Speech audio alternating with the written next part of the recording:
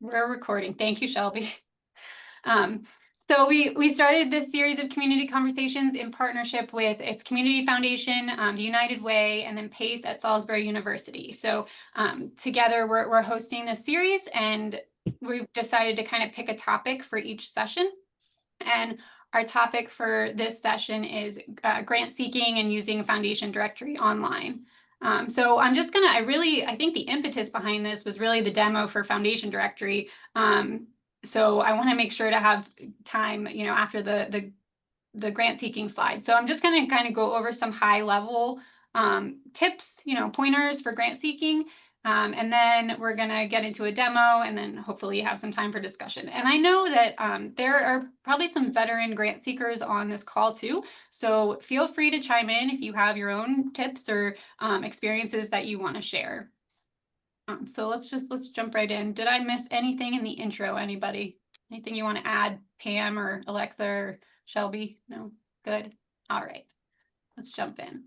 Okay, so I've got a few slides to talk about best practices, and then these next three, the where to search, foundation versus government, and additional resources, these are more like handouts you'll see because I'll send these slides out after the fact.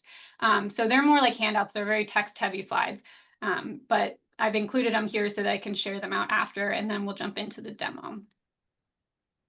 So usually when I do a grant seeking workshop, like a full-blown one, I'll start with a bunch of slides on grant readiness. We're going to skip that because one, for the sake of time, and two, it might be a little too beginner level for this group. I feel like this group is a little bit further than that. So this is kind of the last slide in the organizational readiness or grant readiness part. And so it's the internal alignment. So before, the tendency is to like dive right in and just start searching for grants, I think, a lot of times. But it's important to make sure that you're thinking through and kind of organizing your priority list for what you're funding. You want to make sure that, you think through what programs are you looking to fund? What are your top priorities? Are you looking for, think about the types of funding you're looking for. So are you looking for programmatic funds? Are you looking for general unrestricted operating? Who isn't? It's harder to find, but are you running a capital campaign? Are you looking to fund infrastructure? Are you specifically looking for advocacy or subgranting? These support strategies is a search filter in Foundation Directory. So it's something that you can think through and kind of have an idea of what types of funding you're looking for because it's something that you can filter your search by. But so you want to have kind of just an organized priority list before you go in, because as we'll talk about, the most important thing in grant seeking is funder alignment. That's the most important thing. And it's hard to determine funder alignment if you don't have your internal alignment. So if you don't know, what specifically you're trying to fund, it's going to be a lot harder to gauge that funder alignment. So kind of an easy place to start when you're doing your research is assessing eligibility, because that's kind of like a quick checkbox that, when you're looking at the funder alignment and doing your research, you can kind of dive deep and spend some time on that research. But if you're not eligible, then it's going to be a waste of time. So just kind of an easy place to start is assessing eligibility. So you want to look at things like what entity types do they fund? So if you're a C3, you're probably pretty good across the board. If you're a C4, does that funder grant to C4s? If you're a government entity or a school or a place of worship, do they fund those entities? Geography, that's a big one. So a lot of funders will be very explicit about where they fund. So you want to, am I in their geography? If you're not, then you're not going to be eligible. If they aren't explicit about it, if they don't state it, and this is going to be the case for a lot of these kind of questions, if they don't have a website or they don't explicitly say, you can look at their history, who they funded before and where those people are located or those organizations. Because if you look and you see, maybe they don't say where they fund, but you see that all the grants that they've given have been to organizations in the Pacific Northwest. Well, they're probably not going to be a viable prospect for you. Years incorporated, sometimes funders will have rules about or limits on like how many years they want you to have been incorporated. So for example, our community needs grant, which is our largest grant, we require that you've been incorporated and serving the lower shore for at least 2 years. And so you'll see that sometimes funders will have that requirement. past giving, do they have limits on repeat grants? If you've gotten funding from them before, do they say you can only get, one grant a year, or one grant ever, or one every 5? What's their rule on repeat grants? Priority areas, we're going to talk more about in funder alignment, but if they are explicit about their priority areas, they say we only fund, education, health, and animal welfare. And this is what we mean by these 3 things. If your programs don't fit, then you're not really eligible for that grant. And then sometimes there's nuances, like maybe they only fund BIPOC-led or woman-led organizations, or maybe they only fund organizations that serve a very specific demographic. So you want to look at these things. And like I said, when you're doing your research, this is kind of just your first quick checkbox. But I want to also caution not to be too hasty. Make sure, you might not be eligible for one of their grants, but maybe they have different parameters for another grant program. So just kind of be thorough in looking through that. Make sure you're not crossing them off too quickly. And so, like I said, the very most important thing in grant seeking is determining funder alignment. You want to look at why, how, and where they're giving and the impact that they're trying to make. So, funders, particularly, foundation funders, they have an impact that they want to make. They have goals, right? They exist for a reason. They grant to achieve specific goals. And so you want to approach this with a mindset of how can I help them achieve their goals, right? Because you don't want to be approaching a funder from the standpoint of asking for a handout. You want to approach them as a potential partner who's going to help them achieve their goals, right? You want to level the playing field and look at it as a mutually beneficial relationship, right? They're not just giving you a handout. They have objectives that they want to achieve and impacts that they want to make. And by making an investment in you, you're going to help them do that. So you want to approach it from that lens. And so if what you're doing doesn't align with those objectives and those goals, then they're not going to be a great prospect for you. So you want to be looking at these things. You want to look, read the about section on their website, read the history if they have a history on their website. They'll often talk about why they were founded, or, maybe they support very specific causes. Maybe they want to support a very specific geography, whatever that is. You want to look at how you can help them achieve their goals. And then just beyond that, digging beyond, looking at their website or their socials or their news, press releases or things like that, annual reports. You also want to look at who they're already funding and what does their funding history look like? So are they funding organizations that are similar to you? So if they fund organizations like yours, that's a good sign. Are they funding a lot of different organizations, or do you see, occasionally you'll come across, you look at who they're funding and it's 2 organizations or even 1 organization over and over and over again. That might be an operating foundation. They're probably not really a grant maker, or they're not going to be a prospect. But if they fund a broad mix, then you know that they're not, dedicated to one particular organization. And I will say now, if you see that they have a limited set of organizations that they grant to, don't necessarily rule them out, because maybe there's a way that you can become one of that limited set. It's just when we'll talk a little more about cultivation, but it's just a different approach in that sense. There's different types of funders, and so they have different priorities and different approaches. Just a little bit on those. So there's private foundations, different types. You've got independent and family, you've got corporate, you've got operating. Independent and family, they're started by a single person or group of people, like a family or some partners. And they are going to be ones that have, specific causes. They're going to be the ones that are telling you, what impact they want to make if they have a website. A lot of the family foundations you'll find on Foundation Directory, a lot of them don't have websites. And so you're going to be looking at in addition to their FDO profile, FDO is Foundation Directory Online. I'm going to call it that from now on because it's easier to say. You're going to be looking at their FDO profile and also their 990s. I use 990s a lot for a lot of these family foundations, or the smaller ones that just don't have that aren't very transparent, don't have a lot of publicly available information. The corporate foundations, so generally with corporations, for them, it's more about social responsibility and image. Sometimes they may be genuinely charitable. Sometimes they just want to look good. Whichever it is, you can help them achieve that goal. But they will generally, you'll see on their sites, like, we give or we fund where our employees and customers live and work. So basically, they're going to be funding where they have facilities. So, if you pick a particular corporation, you can Google and see where their locations are, where's the one closest to you, and, how do I approach them? Or if they may have they filter through one particular entity, but you see that there's a location near you, then you're probably in their geographic range. Operating foundations, those are like your libraries and museums, and they have programs. They're focused on programs, not grant making. So those are going to be ones they're not really going to be worth going after generally.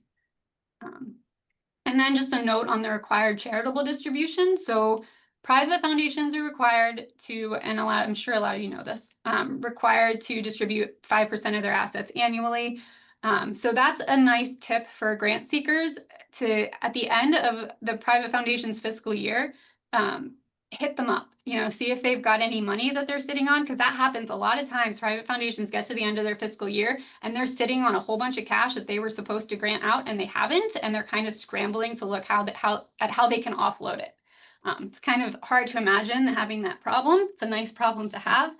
How do I offload all this money I'm sitting on? Well, you can help them.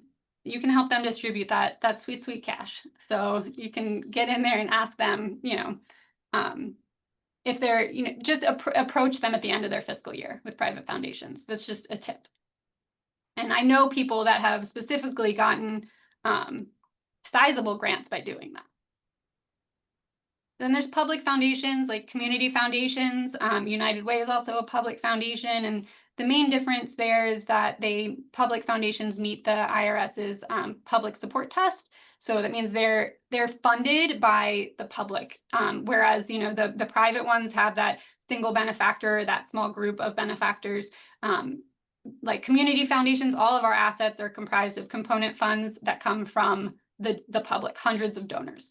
And so and then United Way also has, thousands of donors, maybe hundreds of thousands of donors. I don't know. But anyway, it comes from the public. And so I find that public foundations tend to be the most approachable and transparent. And I assume it's because they are accountable to such a broad group of stakeholders, public stakeholders. But they tend to be the most approachable, I think. And then, of course, you've got government. And government, whereas foundations are all about the feels, government is very just pragmatic, by the book. This is, they have an agenda. They're essentially outsourcing. So whereas, private foundations are funding because they want to make a social impact and it feels good and they care about these things. The government they have an agenda. They know that the community needs something and they either don't want to or don't have the capacity to do it. So they're outsourcing. So they're just going to be very explicit in what they want. They're going to be very rigid, and they're going to have very often complex reporting requirements and that kind of thing. But they're just very much more straightforward and pragmatic. So those are just some of the different types of funders, and kind of it's helpful to know some of the things about them when you're approaching them or looking for them. Just kind of get an idea of what these different types of funders are like. And then the other thing about community foundations, you probably know this, but they are place-based funders. So every community foundation has a specific geography that they serve. So when you're doing your search, say in foundation directory, and you have your list, you can automatically cross off community foundations that are outside of your area. And you're going to only, unless you serve in different regions, which I know some organizations do, you're only going to have one per region.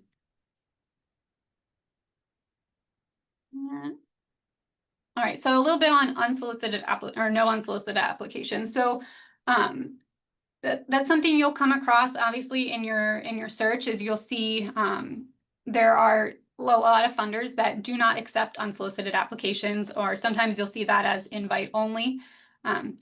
But don't cross these off your list. Now, what I tell people and what I do myself when I'm searching is I will start by, there's an option in FDO to filter them out. I will start by filtering them out. So I filter out, I don't want to see the ones that don't accept unsolicited applications at first, because they are more work. They're not, they're not to be crossed off, but they're more work. So I filtered them out first, and I start with the list that does. And then once I've kind of tapped that out, then I go back and I'll look at the ones that don't. And so they or funders that don't accept applications or invite only, they're still potential prospects.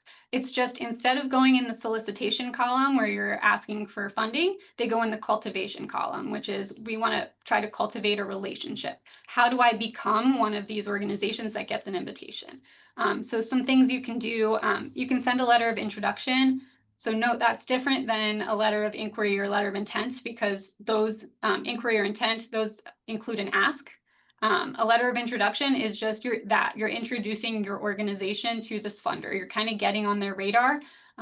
Send them, a letter about you with a link to your website. If you have a brochure, include that. Just find a way to kind of get on their radar. Follow their socials if they have them, subscribe to their newsletters. You want to just kind of you're going to be all over them. How can I find out as much as I can about this funder? You can attend funder conferences if that's an option for you. Sometimes they'll be there, and then that's a great opportunity to talk to them. Follow or AKA stalk their key staff and board on LinkedIn.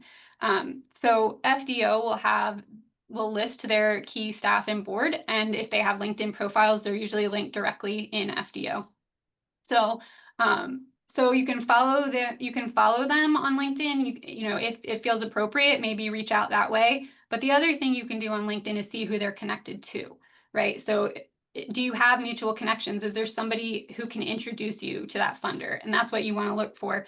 Who can introduce me to this funder? So are there individuals? Maybe we have mutual connections on socials, or look at their grantees. You can look at who they're funding. And do I know any of these organizations? And can I ask them, is there someone you can connect me with? Or how did you get in with them? And hopefully they're in the spirit of charity. They're not gatekeeping, and they're willing to help you with that.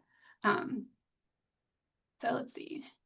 And then, does anybody so far have anything they want to add or any questions? Or no? Okay. I'm getting through this a little faster than I expected. Okay, so this is another really important thing, and it's the last slide in our best practices slides. So tracking and monitoring. We're all really busy, and if your role is not dedicated, grants manager or something like that, you wear a lot of hats, you're doing your research in whatever time you can plug in. This kind of thing tends to not, maybe not be a priority, but it should be. So you want to make sure, because if you spend the time up front, it's going to save you a lot of time down the line.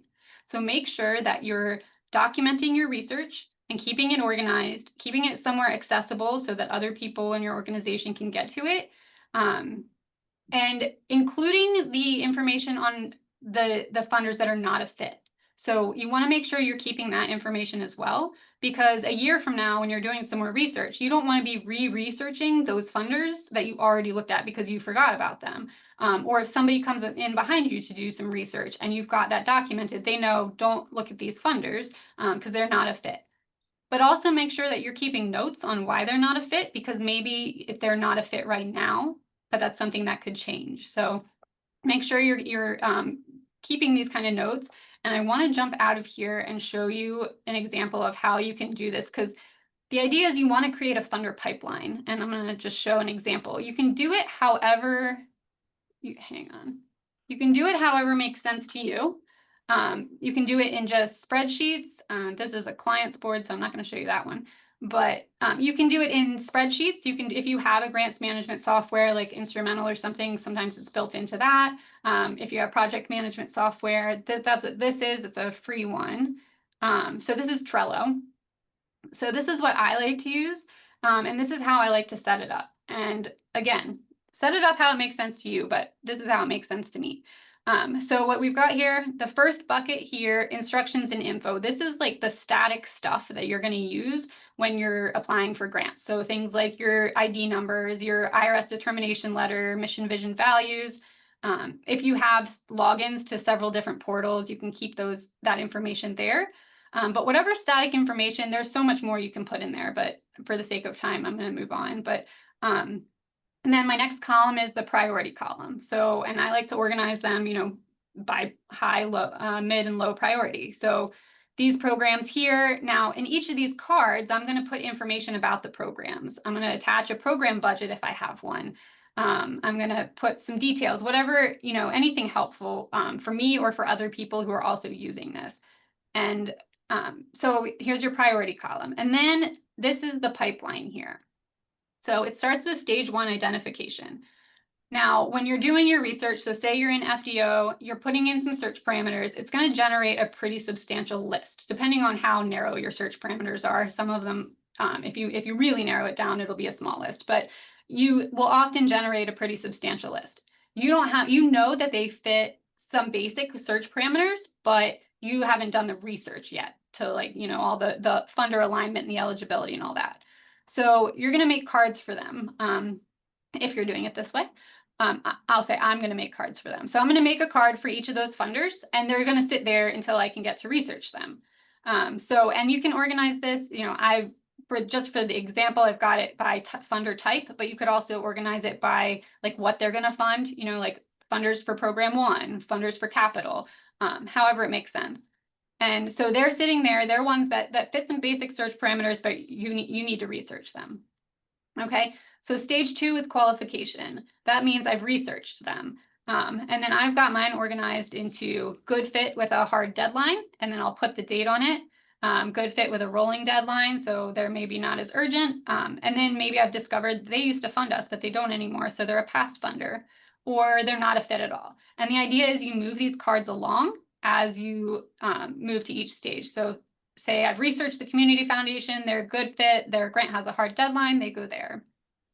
Now, say you've discovered that they are a great fit, but they don't accept unsolicited applications, then they're going to go over in the cultivation column. So I know that these are ones I want to come back to try to cultivate a relationship. And then finally, once you've applied for a grant, or if you're working, so say you've assigned a writer and you're working on it, they move over to the stewardship column. So this is, I'm writing or I'm working on this application, they're here. Say the grant's awarded and there's a report due, they go here, then I'm tracking all the reports that are due. No report due, but I want to follow up and send them a thank you or some impact data to steward that relationship, or it was declined. So that's just one way that you can create a funder pipeline while you're doing your research. And this will be super helpful. And even though it takes time up front to do it, it's going to save you time in the long run. And it's also going to help you be just more efficient and effective. And I'm going to jump back into the slides and take a sip of water. Okay, so that's it on the best practices. That, just like I said, it's just some high level stuff. Does anybody else want to throw out any tips you have for when you're grant seeking or things that have been helpful to you? Anybody? Hey, Lauren, you've got a question in the chat. What program are you using to organize all this information? And then do you have any others that people might find helpful? So that's Trello, and it's free. So that's a great thing about it. And then in the office, we use Asana, which is similar, but we pay for it. So it's got more going on. And I've also seen people just use Excel spreadsheets. Or like I said, if you have a subscription to something like Instrumental, you can do it in there. We use Monday.com here. Yeah. It's great, and you can assign. I'm a big automations person, so whenever I have, if the community foundation gives us funding and we need to have reports done, or if we need to get the logo on the website or on other material, it can automatically notify my marketing person that we have the award, these things need to be done to recognize our grantor, which I really like. Thanks, Christina. Yeah, I know of Monday.com, but I don't have any experience with it. So It's free for nonprofits. They'll give you up to 8 seats, which is why we use it. yeah, nice. Good to know. See, good tips. Cheryl, I think you were going to say something too. Yeah, I had the same question about what the platform was you're using, but I will say I cannot stress enough how important it is to have the information shared on a shared drive so other people know where it is. Because Lauren, you know, I've recently gone through a bad experience with not knowing where some documents were and when grant reports were due, and Yeah, just can't stress that enough to make sure that other people can get to the information. good tip. Thank you. Anybody else? Okay, let's move on. So now we're in the handout slide, so I'm not gonna like read through these. This is not a comprehensive list, but I just put some of the both paid and free sources for where you can search for grants. So I'm curious to know, we've got on here Foundation Directory, Instrumental, Grant Watch, Grant Station, and the free, I've got Philanthropy News Digest, Government's Grants Office, grants.gov, GuideStar. Does anybody else have sources that aren't listed here that they like to use for grant seeking?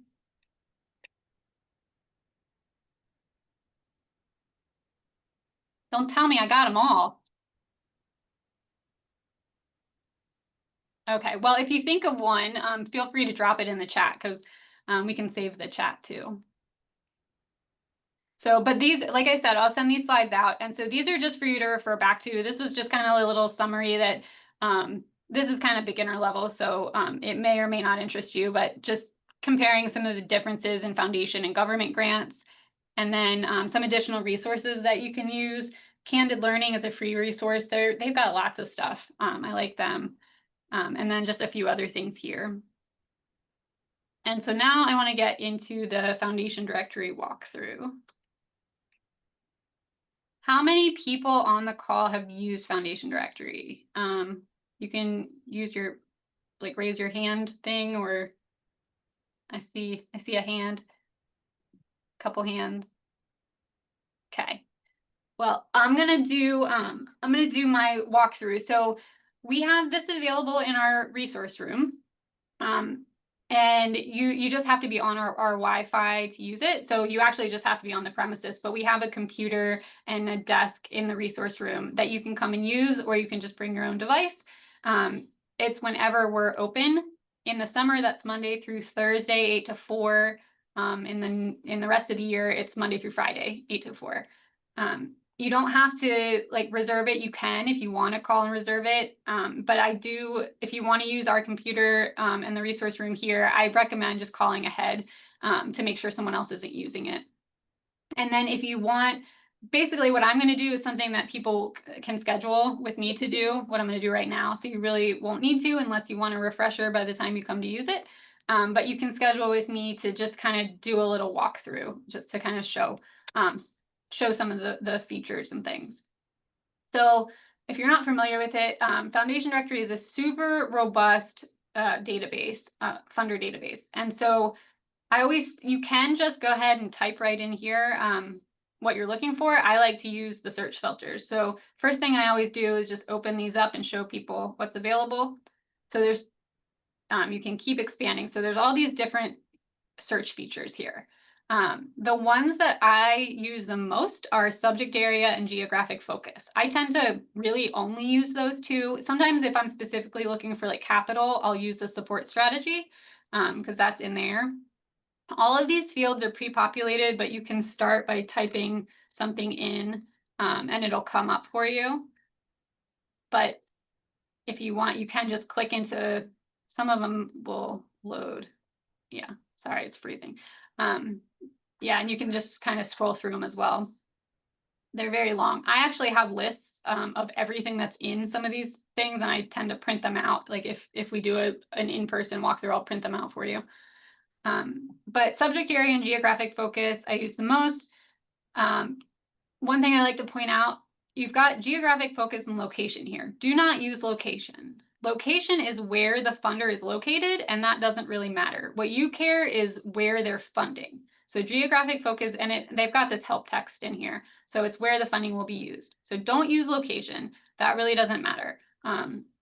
Just use geographic focus.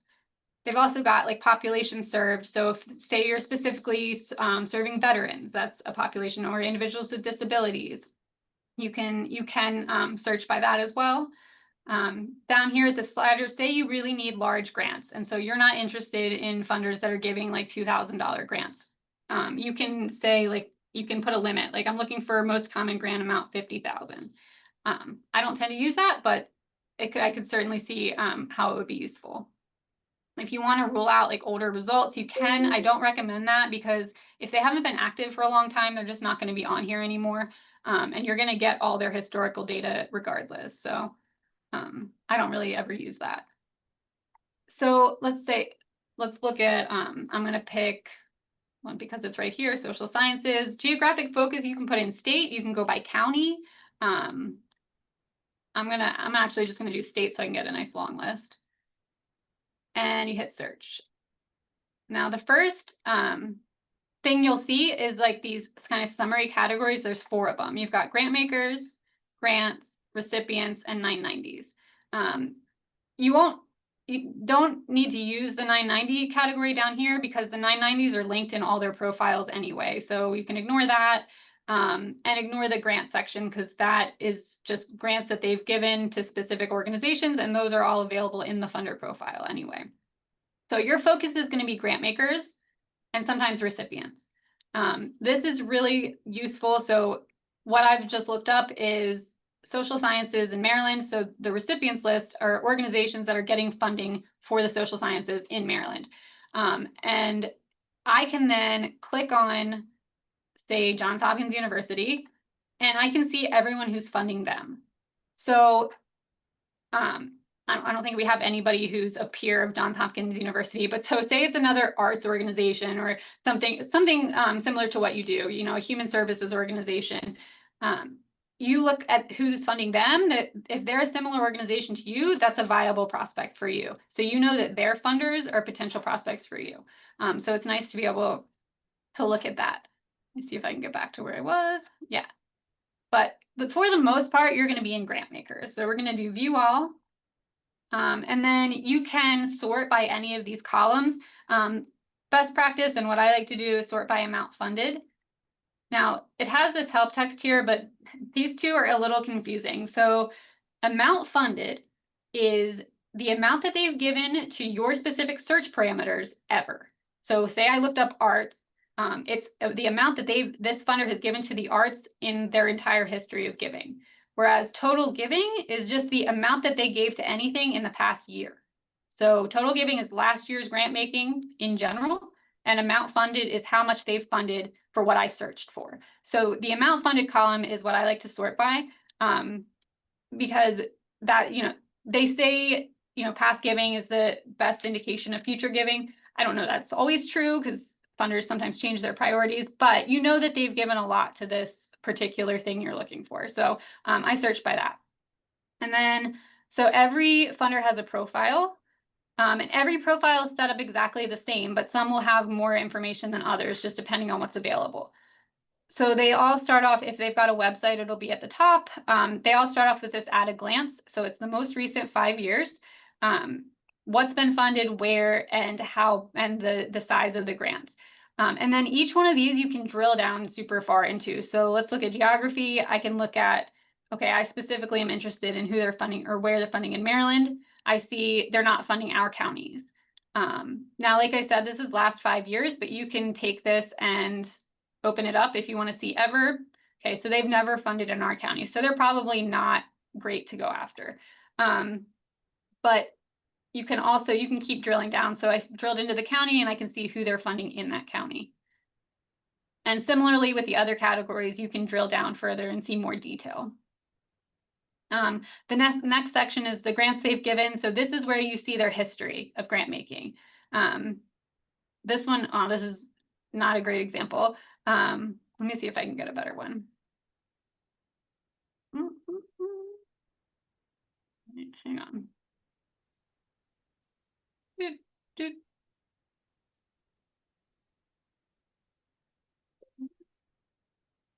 Okay.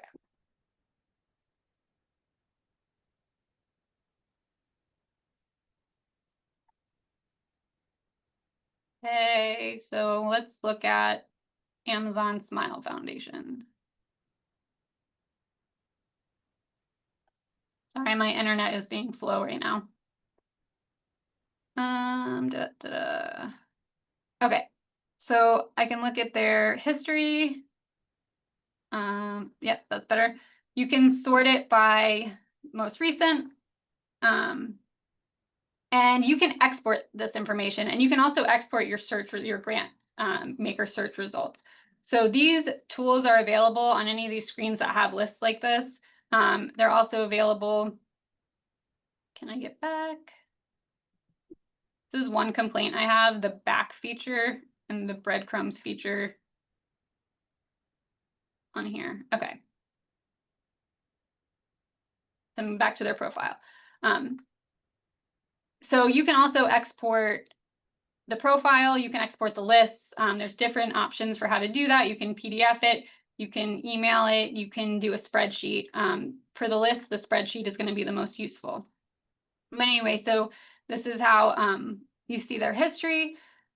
Something that I like to do when I'm searching, most common grant amount, $10. I'm not interested in this funder. But when I'm searching, one of the things I like to do is I like to export their last couple years of grants into a spreadsheet and find out for myself what the most common grant amount is, because a lot of times, because that number is their most common grant amount ever. And sometimes funders, you know, in the beginning, they gave smaller grants and now they give bigger ones, or vice versa. So I like to dig a little deeper and find that out for myself. It has their interests, their geographic focus, that kind of stuff, some about information, other funders to consider. So these are funders that are similar to them. It'll have sometimes you'll see information in this section, the applications and RFPs, and this is their approach, you know, if they have whatever their grant cycle is or what the first approach is. I like to tell people in general, I use FDO as a springboard. So the most accurate information is going to be on their website or in their 990, but this is going to help you narrow down your list. So using FDO is going to help you generate a list, narrow it down. But when it comes to things like how to apply, I don't like to go off of FDO. I like to go to their website and get information directly from them. It's just going to be the most up-to-date and accurate. This is where you can get their 990s. So they're all linked here. And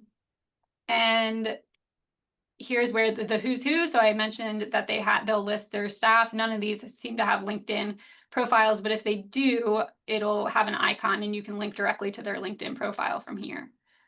There's news articles, sometimes reading that can be helpful, and then some contact information at the bottom. And so that's how every profile is set up. And let me go back to a list. I'm going to go back. I'm going to do a new search. No, I don't want them. Okay, so when you have your list that you've gone to, like I said, you can export. So, but you need to select the one. So say you like these, you want to take those, or say you haven't looked at them all and you just want to take the whole page, you can do that. And then you can export them. The spreadsheet is going to be the most useful because it's going to give you basically this information and some contact information. If they have a website, it'll come out in the spreadsheet, phone number, address, that kind of thing. That'll all come out in the website. So this will become, you know, for me, this list that I generate would go into my stage 1 identification column in my project management software. And let's see, is there anything? I'm just going to see if there's anything I missed. Don't think so. Any questions about FDO? No. Anybody who's used it, do you have any experiences that might be useful to share? Tips that you found helpful?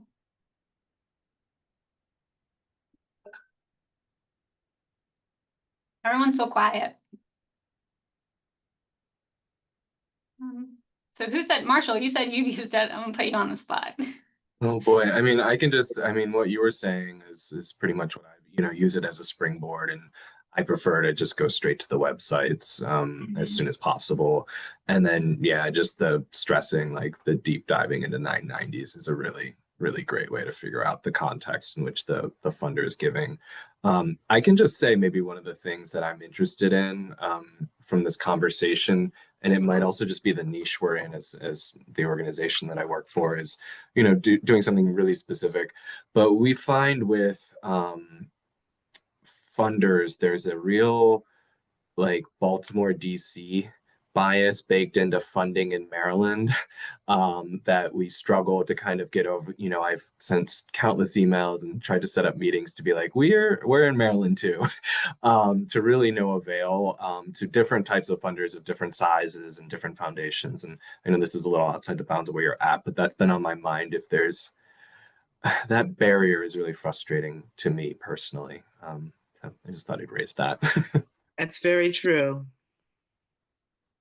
Yeah, and that's something that I find, a lot of times in these, when I'm looking at my at a glance, it's like every time I drill down into Maryland, our counties are not included. It's always, focused directly in Baltimore. So that is unfortunate. We need to, I don't know how we overcome that, advocate, but I don't know. Pam, what do you think about that? The short answer is he's correct. It's a hot mess because, and I think about the opportunities that Community Foundation and our team have had to build the relationship, for instance, with the Campbell Foundation. They kind of reached out to us as colleagues because they had, an interest in kind of getting more information about the region and expanding their footprint. And after several years now, they're very very focused on this area. I think that the letters of introduction, that Lauren mentioned, is really an appropriate way to try to reach out to some of those organizations who may be funding across the bridge and forget we're here, because that could hopefully open the door for some conversations. And, I think they don't know what they don't know. And while a lot of private foundations will certainly have very specific territories that they fund because that's a personal commitment for them, that's where they grew up or their family, whatever that situation is, that doesn't mean there might not be another connection for some reason that will resonate with them. And I think unfortunately, the only way around it is just to try to get those conversations going. And that's a cultivation thing, that it'll stay in your cultivation, column for a long time, but hopefully over time it'll pay off.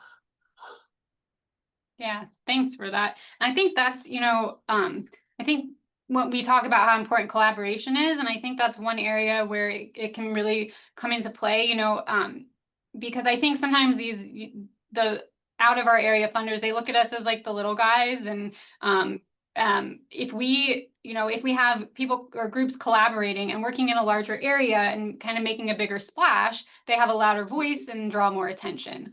So I think working together and kind of spreading, like increasing your reach that way can be helpful. And I think to that point, Lauren, consider opportunities to collaborate on the grants. Is there a program or opportunity or a need that's being filled or that's not being filled that needs more focus? And could maybe, the combination of, 2-3 organizations co-applying and showing that collaboration and why it's needed, to Marshall's point, I think is also really key. I think our region does a nice job of that, but getting on the radar is the hardest part. And we see the same thing because, as you guys know, we're not just a funder, we also apply for grants. It's very frustrating. Yeah. Well, so has anybody had any good luck? Let's not gatekeep. Has anybody had any good luck on grant searches recently that they want to share? Hi, it's Carrie. Hi, Carrie. Hi. One thing I did want to add about Candid that I really like is the fact that once I do find a potential grantor, I can email that data sheet right to me. So I'm sitting there right in the community foundation. I don't have to write anything. I don't have to print anything. I'm just like, oh, that's kind of cool. Here, let me email it right to me. And then when I get back in the office, I can dig more. So that is so convenient.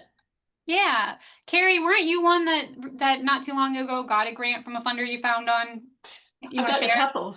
Yeah, and this is the first time we've ever really, Coastal Hospice has really done an active search for grants.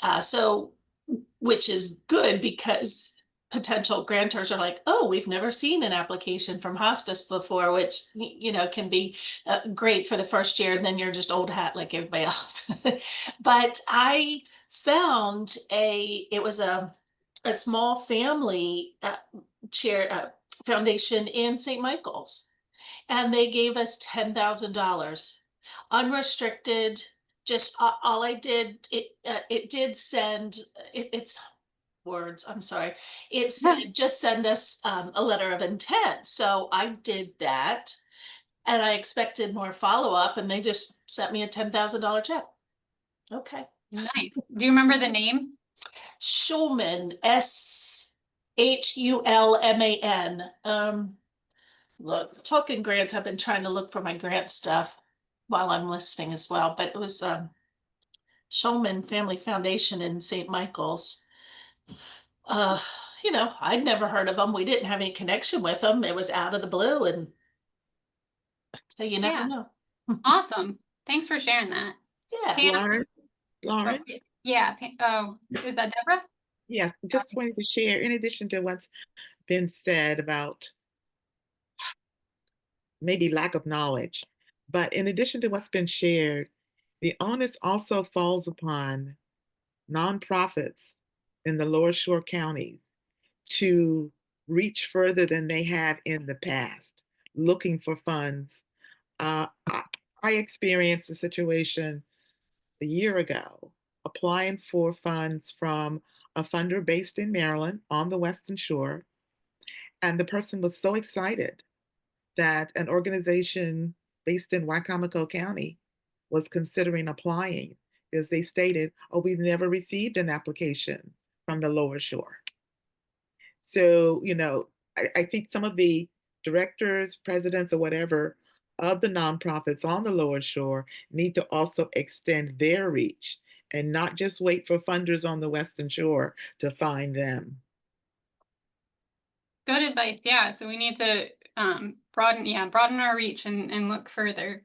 Thanks, Deborah. And Pam, did you have your hand raised? Yeah, I was just going to add just a reminder to folks that when you are, reaching out, whether that's to cultivate the relationship or most especially in your actual grant applications, just remember the power of stories and remember the power of data. And there's a need for both. We do have the new Alice data out. And so I'll put the link in there so everybody can get to it. But I will say, even though, I know there's, many grants have limited character counts and all the things, work it out in Word, figure out how you want to wordsmith it and then copy paste it in. But try to get your data points and also still try to get the story, even if it's just a 2 or 3 line sentence around the impact that your program is having, because that's also going to resonate. Thanks, Pam. Anybody else want to talk about grant seeking, anything they've found recently, awards they've gotten recently? No. We got one. It wasn't through Candid, but it's one that I'm pretty proud of. It was a national award from it's called, or regional award from, it's called the Federal Home Loan Bank of Atlanta. And it was for heirs property work, which is basically helping people stay in their homes through getting their names on deeds to family homes. I think we were the only one in Maryland who got it. So it was a pretty big win for us and pretty unexpected. It was kind of on a whim that I applied and it worked out. How did you come across that? I have no idea. I'm signed up to so many. I just get emails from all over the place, and that is honestly the main way things kind of. So, like I said, we're in kind of a specialized space with the law, with legal stuff that there are kind of, group specific lists that we're part of too, which might be another source if people are connected to, other organizations in the state or nationally that have, listservs about funding opportunities. Yeah. Yeah, I know Grant Station is one that it's a subscription based, but I don't pay for it, but I subscribe to their newsletter. And so I'll get, sometimes they'll send like lists of open grant opportunities. And it'll have the basic information and I can kind of figure it out from there. Anybody else? I hear that a lot with especially I think with some of maybe the municipalities, but I hear people subscribe to specific lists, and that's a lot of times how they get their information. Does anybody have any lists specifically that or newsletters or anything that they subscribe to that they find helpful?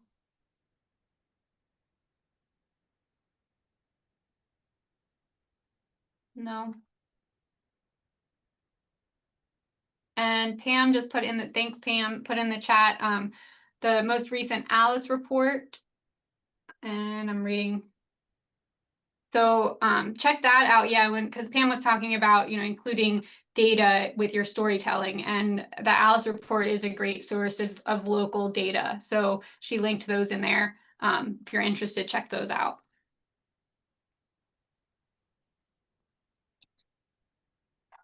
Lauren, this was a while ago. It was before COVID, but I was researching the Walmart Foundation, and they had a state giving program, and I noticed that they had funded a lot on the Western Shore, but nothing on the Lower Shore. So I applied to it, and they gave me $50,000 in operating money, which Wow. is unheard of. Yeah, so that might be one to check out. Yeah, everybody go check that one out. I've heard of like Walmart's smaller grants, like their community grants of $5,000 here or $2,500 here. It was a big one. I never dreamed they'd award that much, but they did. Wow. I'm reading Marshall's comment in the chat. So he said many counties in the region have substantial funding through the Community Repair and Reinvestment Fund. Funds are self-renewing based off taxes, and you see them being a huge source of local funding going forward.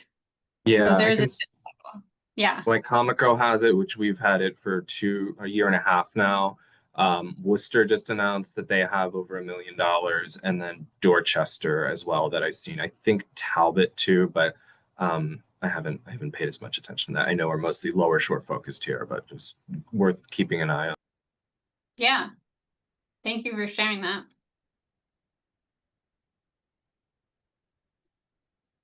Anybody else? If not, I mean, we're pretty close to time, so we can wrap it up.